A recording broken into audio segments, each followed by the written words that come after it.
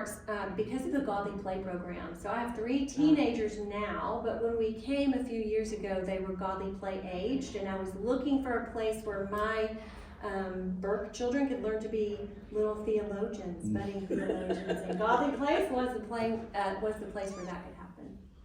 A friend who was a coworker would come home from college and invite me to come with her to the New Year's Eve organ recitals, which we used to have every year. So for 2 years I came with her and her boyfriend. And when I decided I wanted to go back to church, I thought, well, I know where that one is. I've been in that. That's why I'm a real advocate for music programs and community programs that invite people in for a variety of interests. And I'm a strong, that's what brought me in. And Al Colton, who was the priest and attorney who did the Wednesday morning services at 7 o'clock. And there was a little cohort of people that welcomed me in, and that's what kept me. Well, St. Mark's has grown increasingly meaningful to me, and most recently I have really enjoyed working as a chaplain between the cathedral and the Point. And the work that we do, growing in relationship between the two places, is really what keeps me at the cathedral. I love the work that we're doing. I believe in it passionately. A little bit about the Point. So there's a woman named Carol Hollowell, and in the year 2015, she had a switch point moment in her life where she met someone who was unsheltered, and she took the time to listen to their story. That was Ray. And so she picked Ray up, and she had a hot cup of coffee, and she learned that he had become homeless simply by virtue of the fact that he'd lost his wallet. So she set out at that point to No ID. end homelessness in Utah, and she's serious about that. So she, 2 years ago, this building, the Point, where we are now, was the old Airport Inn, and she used it to provide overflow shelter that winter. And then after the winter ended, she kept people housed here who had been brought in during overflow. So there were 112 residents who were brought in. I think we currently have 105 people who are living in the rooms, and there are wraparound services here. So we have case managers on site. There are always 2 people at the desk.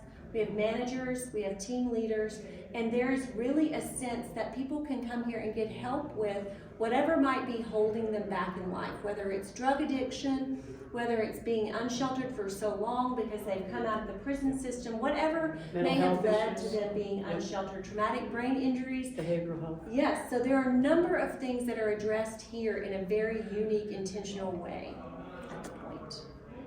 So here we are sitting at the Point in Maddie's place, and each week on Sunday evenings, this space will fill up with residents from the Point and parishioners from the Cathedral Church of St. Mark. And the interesting thing, now that we've been here about 18 months, is we have 5 confirmands so there are 5 people who live here at the Point who are also members at the Cathedral Church. So we come together for evening prayer.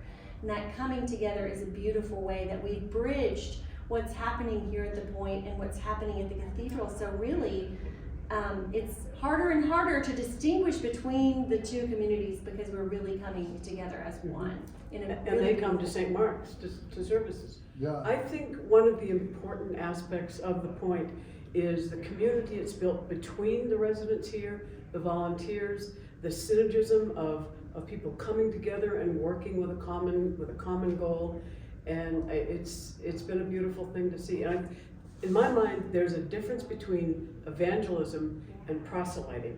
And if people think we're out here trying to make little Episcopalians, the evangelism that happens here is welcoming, loving, kindness, acceptance, and just being here as a listening person. And if they take away anything, that would be the representation of what Christ would say in the world. So just yesterday, we had residents and parishioners in the parking lot here working on a project that Brandon Birmingham initiated to build a greenhouse in this place. And it's a beautiful way to steward what's happening in the environment and to work towards sustainability and to bring community together. And so to see people working in concert and to start with a bare piece of asphalt and to end the day with a constructed greenhouse was just really a beautiful, beautiful work that we were able to do together. I want to go back and honor Dr. Maddie Movsisian, who was the person, we're in Maddie's place right now, who made a very generous gift bequest to the cathedral that was used to establish do the remodeling here at the former motel location with 110 rooms, I think it is. Without that gift and that commitment and that stewardship in Maddie's life and what he left for us, we would not have the point. And he cared. And it's one thing to launch a ministry, it's another thing to sustain a ministry and to grow a ministry. So the initial bequest enabled hotel rooms to be converted into tiny studio apartments. But now what we do here, each week, we're here 3 days a week. So on Tuesday mornings, we run a food pantry here. It is utilized by residents here at the Point and also at Fair Park.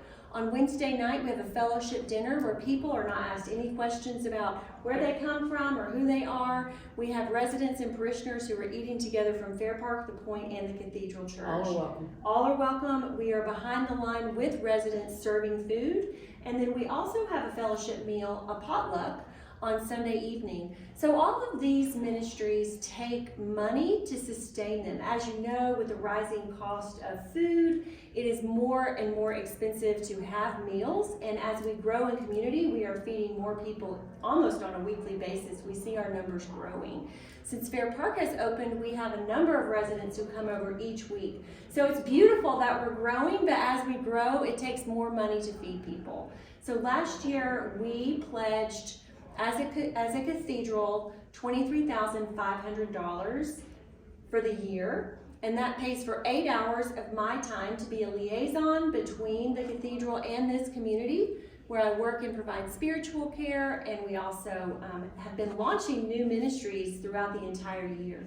So it becomes a little more expensive as we grow, but we love the work that's happening here, and we want to see it continue to grow, but to do that we need a little more money than $23,500, which is what initially launched our presence here in this place.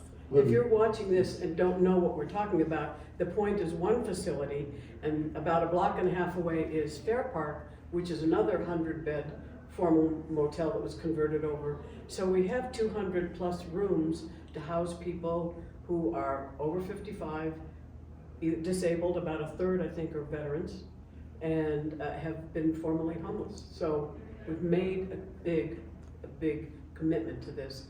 If the cathedral were able to double the amount of money that we are providing at the Point, my hours here in this place could double. Well, let's be honest about this. Your hours probably have doubled, but you're not being reimbursed. That's the truth of it. Right.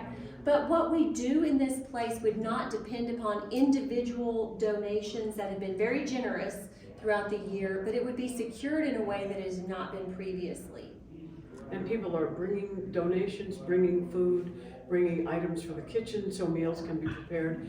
But that is often not totally sustainable as people transition to other places, transition to other jobs, transition away from the cathedral, out of town.